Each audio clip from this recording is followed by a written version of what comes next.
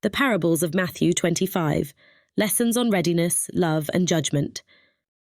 We made a previous video on Matthew 24. You may want to stop and watch first, or go to after this one. It will be attached at the end of this one. But let's get started now on Matthew 25. We think of the Lord still sitting with the disciples on the Mount of Olives in the deepening twilight, as we read 3 other parables about his coming. We shall take the lesson of the parables to ourselves, for the Lord will surely come to each one of us at any given time to call us to the other world. We do not know when he will come, but the parables teach us how we must live to be always ready.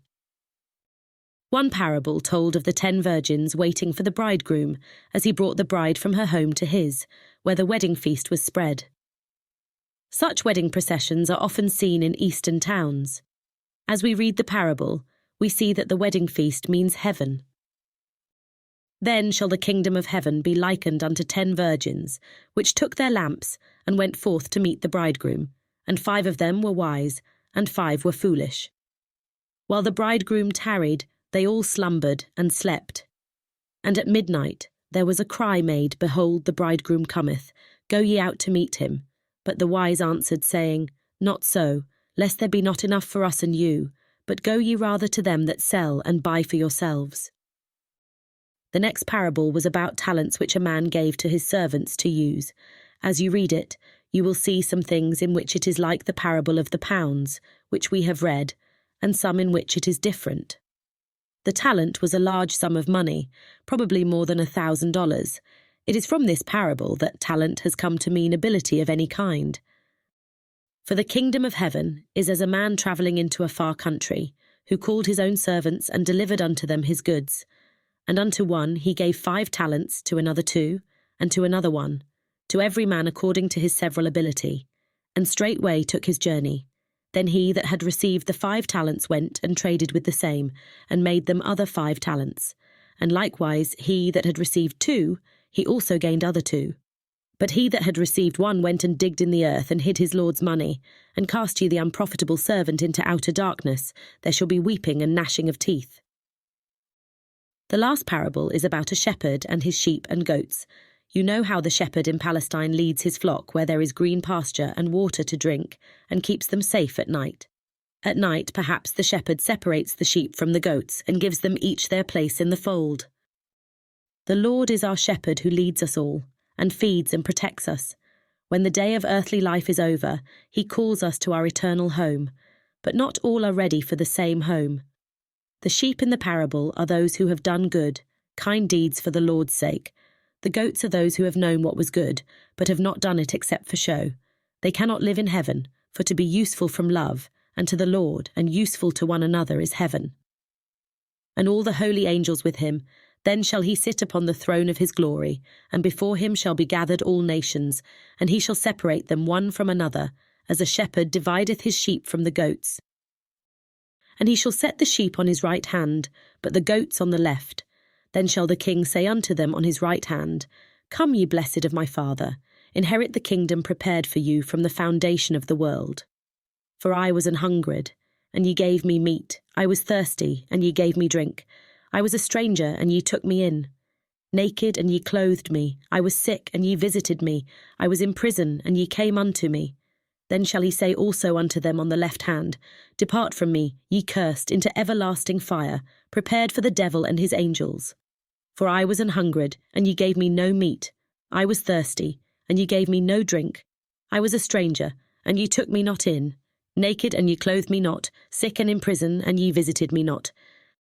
The parables of the oil, of the talents, and of the sheep and goats, each relates particularly to one element of character. Oil is the type of love, the silver talent is the type of knowledge, and the story of the sheep and goats relates to works, and shows the difference between works that prepare for heaven and those that do not. Virgins, those who love truth and desire to live from the Lord.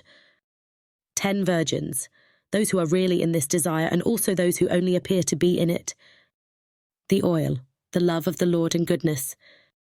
The lamps and vessels, the outward forms of faith and life which should contain and express the love. The sleeping of all, the dullness of our spiritual faculties in this life. The inability to borrow oil or to buy it in time to enter with the bridegroom, the impossibility after death of gaining a heavenly love if we have not gained it in life in this world. The closing of the door and the refusal of the bridegroom.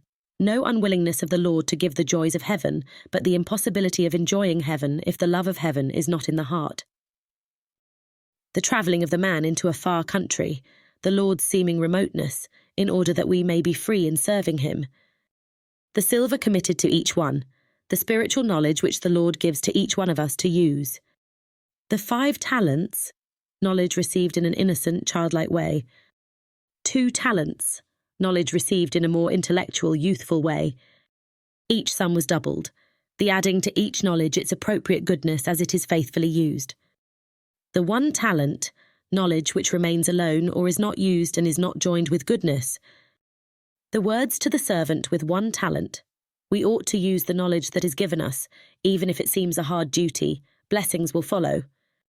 The giving of the 1 talent to him who had 10. Even from a bad person, one may learn a truth and put it to good use. Nations are gathered for judgment. Men are judged by their types of human affection. Sheep, tender, loving innocence. Goats, innocence of a more intellectual kind, mere knowledge of good life without genuine goodness. The right hand, the power of love in actions. The left hand, thought without love. Works of charity, works of spiritual charity, of ministry to men's souls. The hungry and thirsty, those who desire goodness and truth. We also have a video on why the Lord thirsted, and to be thirsty in the Lord's word. The stranger or sojourner, one who is willing to be instructed. The naked, those who know that they have nothing of goodness and truth. The sick and in prison, those who feel that they are in evil and falsity. The righteous into life eternal. The good are called to the kingdom prepared for them from the foundation of the world. The Lord's purpose for them is realized. These shall go away into everlasting punishment. The evil also have their place, and the Lord's care attends them, but it is not the fulfillment of his purpose. Not mere knowledge or profession should then avail. Men should be known as the Lord's disciples solely by their love for one another. It was of necessity that he should appear to go into a far country, for the race was just entering upon its young manhood, and must choose its course in freedom. He would entrust to them the abundant experience of Christian love which his Spirit would store up in them, represented by 5 talents, the charity that should come later in the early days of doctrinal discussion, and the truth of life that they still might live if they would when these failed. Wherever love and charity and use were chosen as the things to be sought and cherished, the happy things of heaven would be multiplied in the church, and men would be fitted for a joyful expansion of life from the Spirit of the Lord. And last of these direct predictions of the Christian church is the parable of the separation of the sheep from the goats. The sheep are they who would cultivate charity and love. Of them the Lord would form his Christian heaven. The goats are they who would care only for knowledge. They could serve only as warnings. These 2 chapters in Matthew thus briefly indicate the whole history of the first Christian church. It is also the history of the first Christian experience in those who later come to see how the love of self appropriates that experience to its own pride and assurance, and how the pride of intelligence cares for nothing but the knowledge of Christian truth, with no regard to use. It is inevitable that there should be such manifestations, at least of the tendencies of the self, before the developing man sees reason for the deeper exploration and judgment, which are necessary to the removal of the self from the inmost consciousness and the surrender there to the love of the Lord. These things were fulfilled in the Lord's own human at the time he was speaking, though they were not to be fulfilled in the church for ages to come. There was no tendency to evil and misappropriation in his inherited human, which he did not thoroughly explore and reject. There was no depth of the humiliation of the self which he did not attain. There was no conceivable opening of the human heart to the divine love which was not effected in him, even to the absolute union of the divine and the human. From his own experience of the human tendencies and possibilities in himself, he foresaw and foretold what was coming to the church. And now, in our generation, we have seen this happen. People have been leaving churches in droves over the past several decades. Research polls show Christianity dying, atheism rising. But we also made a video about how the Lord opened his scriptures and how one church today is booming around the world with the spiritual meanings of the Lord's word, which even the Apostle Paul said was written in correspondences, and the Lord only spoke in parables. You can listen on just one of the new church ministers walk through the Lord's words on his YouTube channel, Spirit and Life Bible Study, by Dr. Jonathan Rose here on YouTube. That is just one of the thousands of places to hear this good news.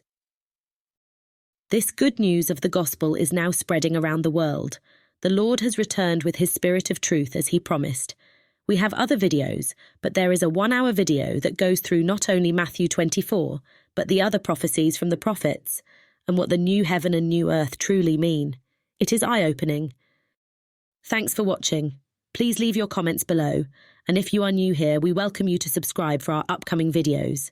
If you make the bell black, you will be notified of every new upload. Thanks again.